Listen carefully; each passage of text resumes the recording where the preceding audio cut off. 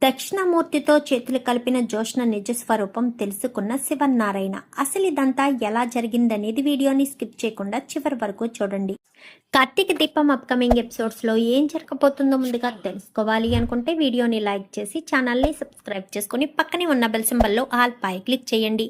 జోష్న నిజ స్వరూపం శివన్నారాయణ తెలుసుకోవాలి అని మీరు కూడా కోరుకుంటే కామెంట్లో ఎస్ అని టైప్ చేయండి. మొత్తం మీద చూసుకున్నట్లయితే శివన్నారాయణ ఆఫీసులోనే ఎప్పుడు ఉండడం, జోష్నను సీఈఓని చేయడం, జోష్నకు అసిస్టెంట్ని దీపని చేయడంతో జోష్నకు ఎక్కడికక్కడ ఎదురు దెబ్బలు తగులుతూనే ఉంటాయి.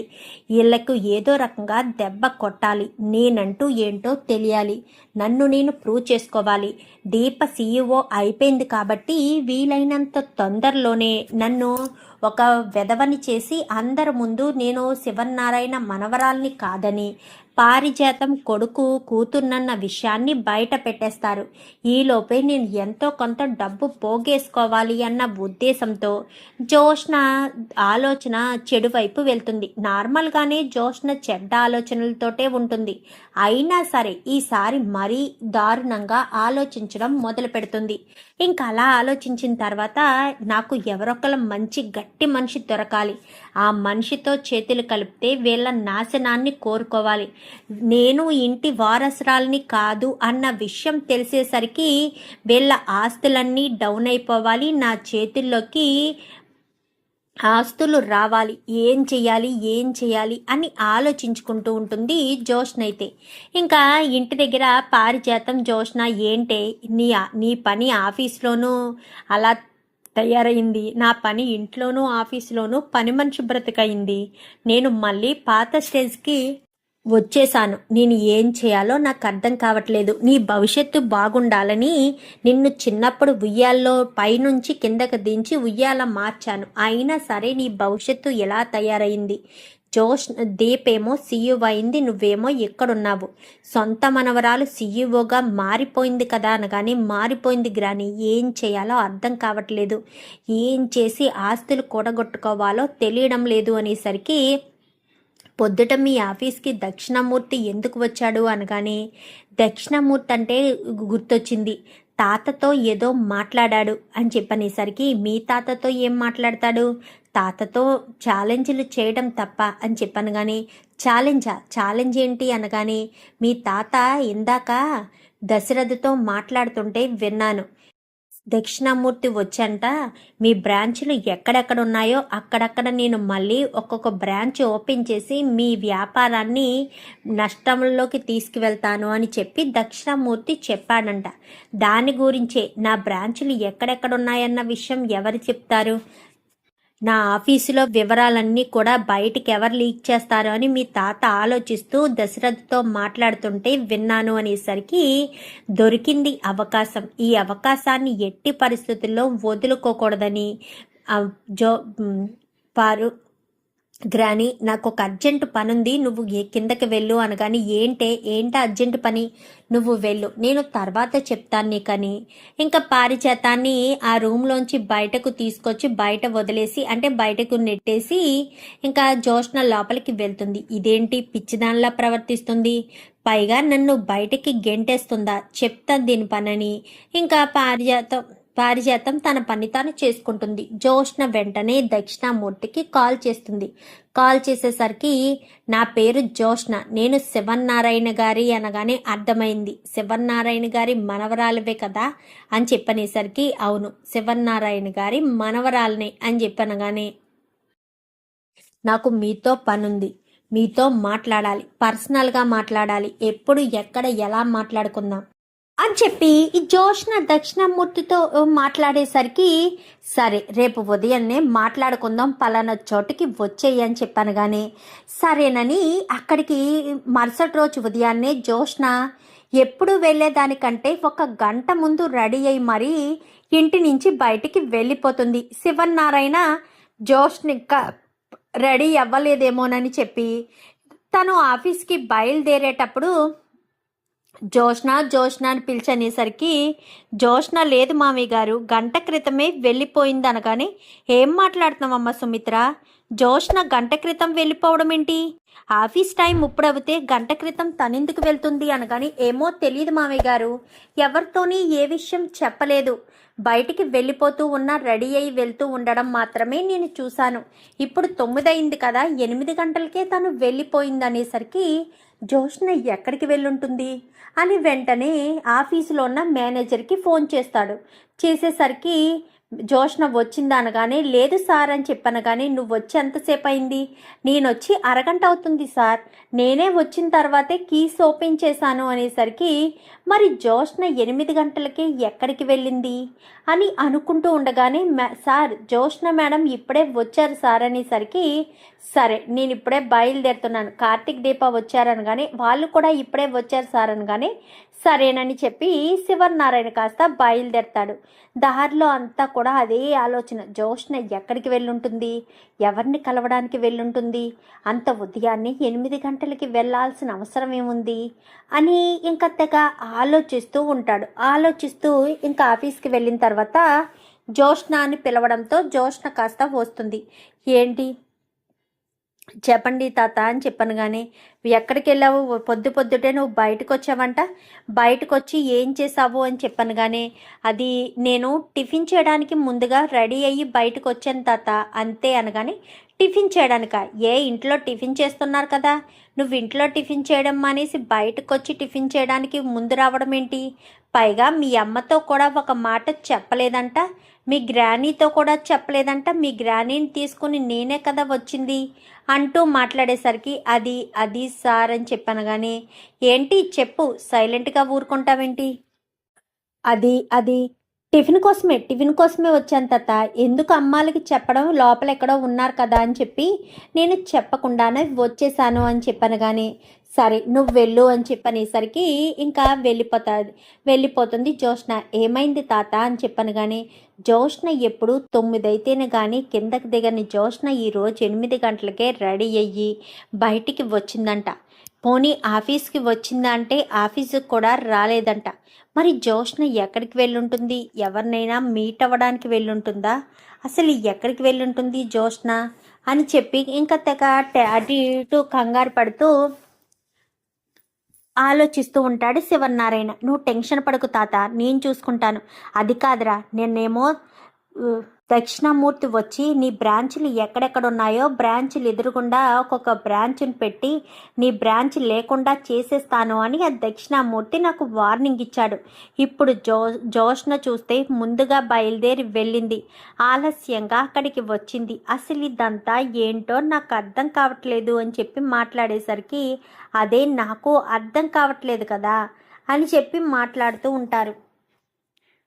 ఇప్పుడు ఏం చేయాలో అర్థం కావట్లేదు అనగానే చూడు తాత, నేను జోష్న మీద ఒక కన్నేసి ఉంచుతాను, నువ్వేం టెన్షన్ పడకు, నేను చూసుకుంటాను కదా, మన కంపెనీలు ఏ కంపెనీ కూడా డౌన్ ఫాల్ అవ్వదు, అన్నీ కూడా నేను చూసుకుంటాను, అన్ని బ్రాంచ్లు కూడా నేను ఒకసారి వెరిఫై చేస్తాను, ఎక్కడెక్కడ ఉండే అవకాశం ఉందో కూడా చూస్తాను అనేసరికి సరే కార్తీక్, ఒక్క మాట, ఒకవేళ జోష్న దక్షిణామూర్తితో గనక చేతులు కలిపింది అన్న విషయం గనక తెలిస్తే నా దగ్గర క్షణం కూడా ఆలోచించకుండా ఆ విషయం నాకు చెప్తానని నాకు మాట ఇవ్వు అనేసరికి తాత నా మీద నమ్మకం లేదా అని చెప్పాను కానీ నీ మీద నమ్మకం లేకపోవడం కాదు, నీకు మీ సుమిత్రత్త అంటే చాలా ఇష్టం, మీ సుమిత్రత్తను బాధ పెట్టకూడదు అన్న ఉద్దేశంతో నువ్వు ఉంటావని తెలుసు, అందుకే అడుగుతున్నాను, మాటిస్తావా అని చెప్పాను కానీ సరే తాత, ఒకవేళ జోష్న తప్పు చేసింది అన్న విషయం తెలిస్తే దానితో పాటు నీకు మరొక నిజం కూడా చెప్పేస్తాను అనేసరికి ఏంట్రా అది, ఏంటా నిజం అనగాని చెప్తాను తాత, అప్పుడే చెప్తాను అని చెప్పి ఇంకా కార్తీక్ జోష్నను అబ్జర్వ్ చేయడం మొదలు పెడతాడు.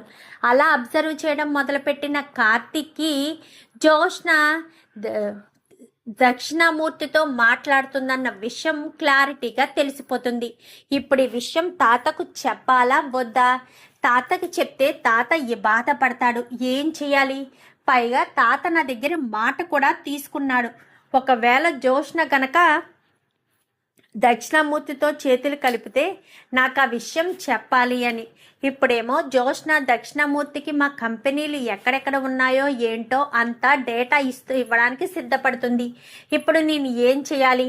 తాతనే రెడ్ హ్యాండెడ్గా దక్షిణామూర్తితో మాట్లాడుతూ ఉండడం చూసి అసలు విషయం తెలుసుకునేటట్టు చేయించాలి అన్న ఉద్దేశంతో జోష్న డేటా మొత్తం తీసుకుని వెళ్తున్న సమయంలో కార్తీక్ శివనారాయణని తీసుకుని ఇంకా జోష్నను ఫాలో అవుతాడు. జోష్న పలానా చోటికి రమ్మనగానే దక్షిణామూర్తి పలానా చోటికి వస్తాడు.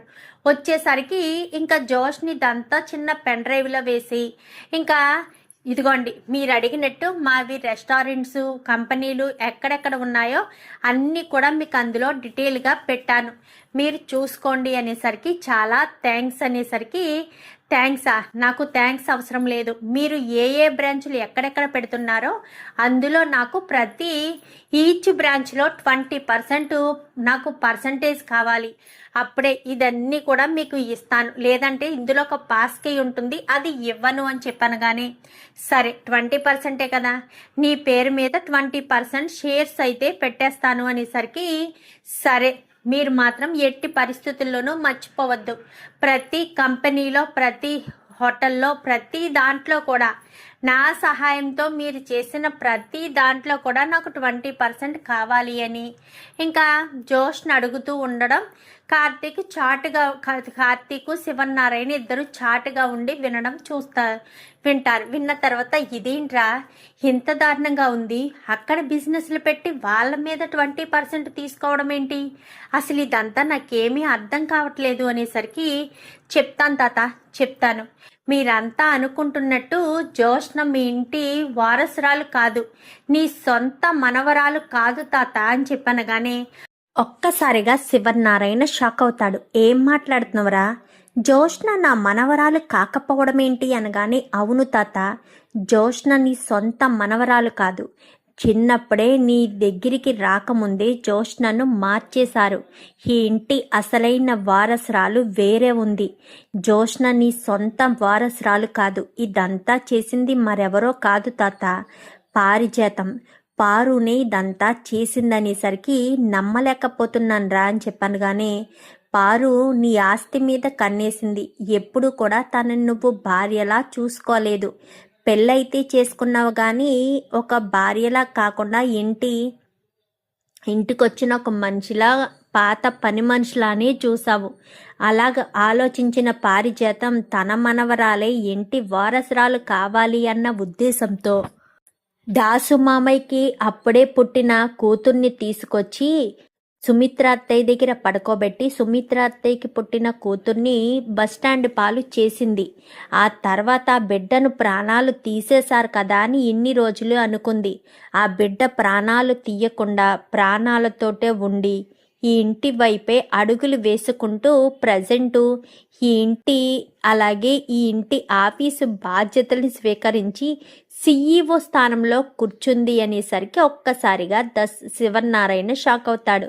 అంటే అనగానే అవును తాత, దీపే నీ సొంత మనవరాలు, ఆ విషయం జోష్నకు ఇటు పారుకి కూడా తెలుసు, ఎట్టి పరిస్థితుల్లోనూ నీకు నిజం తెలియకూడదని, నిజం తెలిస్తే ఖచ్చితంగా నీ ద్వారా విషయాలన్నీ బయటికి వస్తే తనని ఇంటి నుంచి బయటికి పంపించేస్తారు అన్న ఉద్దేశంతోనే జోష్న ఈ విషయాలు బయటికి రాకుండా చెప్పకుండా ఇంకా ఆపడానికి ప్రయత్నాలు చేస్తుంది తాత అని చెప్పనేసరికి నమ్మలేకపోతున్నాను రా, జోష్న సొంత మనవరాలు కాదా, అందుకే తాత నువ్వు ఎప్పుడూ అబ్జర్వ్ చేయలేదా, తన ఆలోచన విధానం వేరేలా ఉంటుంది, తన ఆలోచన వేరేలా ఉంటుంది, తను చేసే పనులు వేరేలా ఉంటాయి, ఎందుకంటే తనలో ప్రవహించేది పారిజాతం రక్తం కదా, పారిజాతం బుద్ధులే తనలో ఒలికిపుచ్చుకున్నాయి కాబట్టి తన ఆలోచన విధానం అంత క్రూరంగా ఉంటుంది.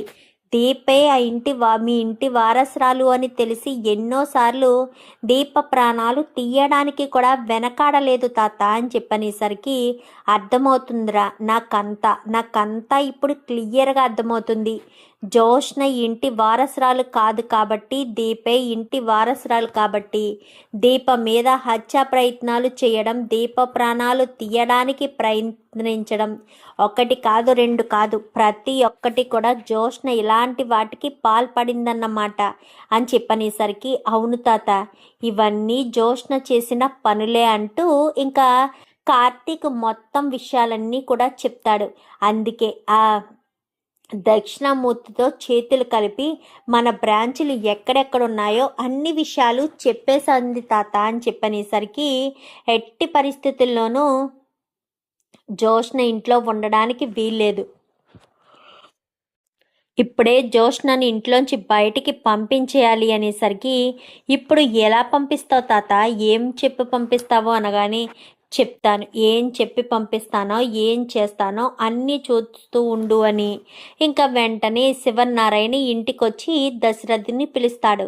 దశరథికి మొత్తం విషయం చెప్పడంతో, నాకు తెలుసు నాన్న అని చెప్పనేసరికి, నాకే తెలియదా అనగానే, నీకు సుమిత్రకి మాత్రమే తెలియదు నాన్న, సుమిత్రకు తన కూతురు తను కాదు అంటే తట్టుకోలేదు అన్న ఒకే ఒక్క కారణం చేత ఇన్ని రోజులు సైలెంట్గా ఉన్నాను అని చెప్పనేసరికి, లేదు, సుమిత్ర కూడా తట్టుకోగలదు, ఇంకా ఇంకా జ్యోష్ణకు దుర్మార్గాలు ఇలాంటి పాపాలు చేయడానికి మనం అవకాశం ఇవ్వకూడదు, ఎట్టి పరిస్థితుల్లోనూ జ్యోష్ణ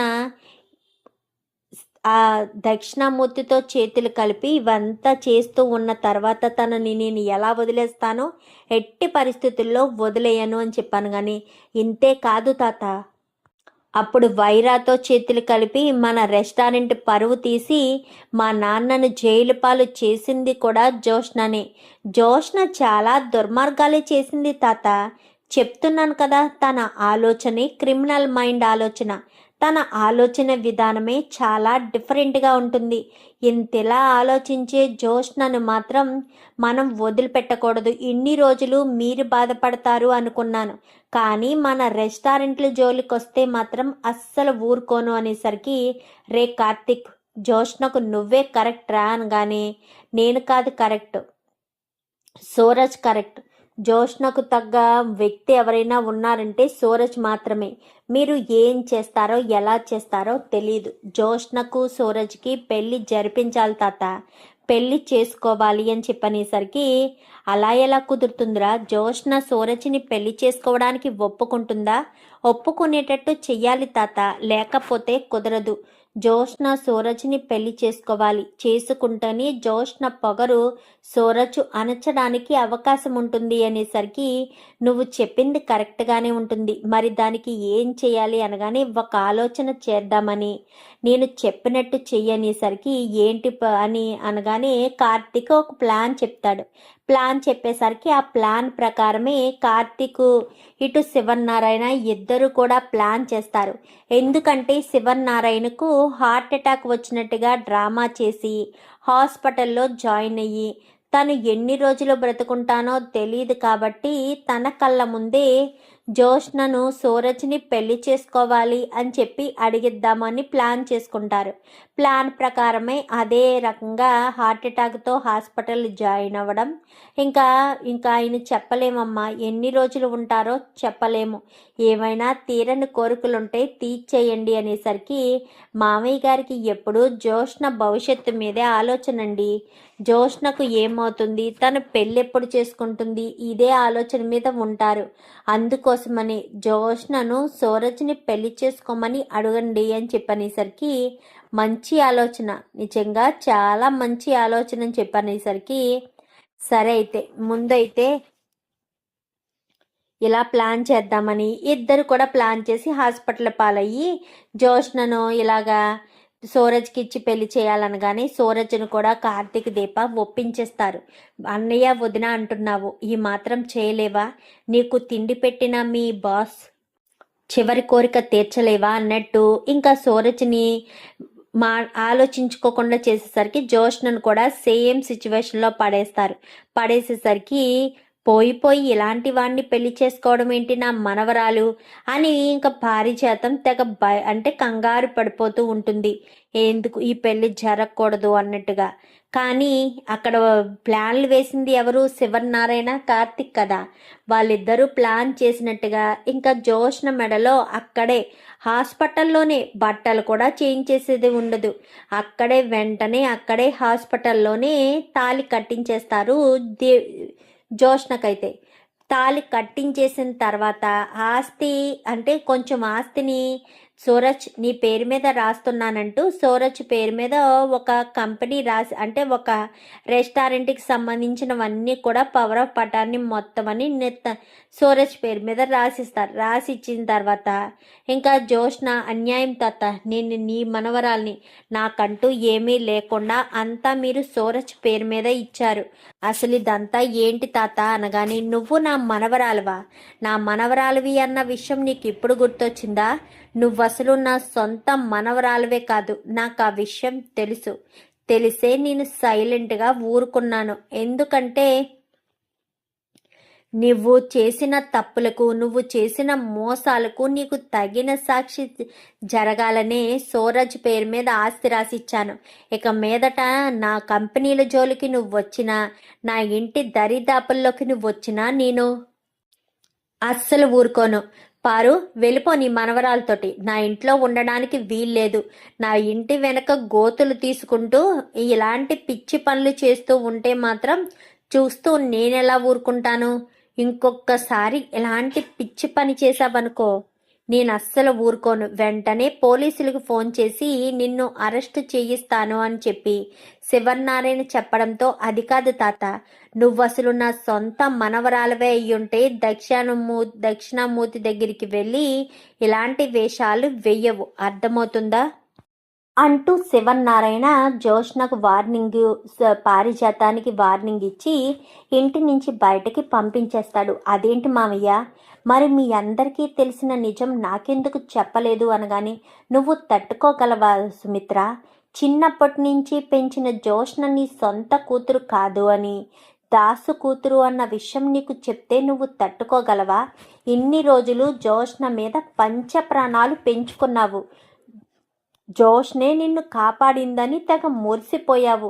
నిజానికి నీకు బోన్ మ్యారో ఇచ్చి కాపాడింది ఎవరు? నీ కన్న కూతురు దీప. కానీ దీప ఇచ్చింది అన్న విషయం నీకు తెలిస్తే నువ్వు దీపను కూతురుగా యాక్సెప్ట్ చేయగలవా? జోష్న చేసిన పాపాల చిట్టా పెరిగిపోతూ ఉంది. అందుకే జోష్నకు సరైన సమాధానం చెప్పాలి, బుద్ధి వచ్చేలా చెప్పాలి. ఇక మీదట నమ్మిన వాళ్ళకి ద్రోహం చెయ్యకూడదు అన్న విషయం తనకి అర్థం అవ్వాలి అన్న ఉద్దేశంతోనే నేను అలా ప్రవర్తించాను అని చెప్పి ఇంకా మొత్తం విషయం అంతా కూడా చెప్పుకొచ్చేసరికి ఇంకా నన్ను క్షమించండి మామయ్య అని చెప్పాను. కానీ నువ్వు నన్ను క్షమాపణ అడగడం ఏంటమ్మా? నేను నీకు ఒక్క విషయం మాత్రమే చెప్పగలను.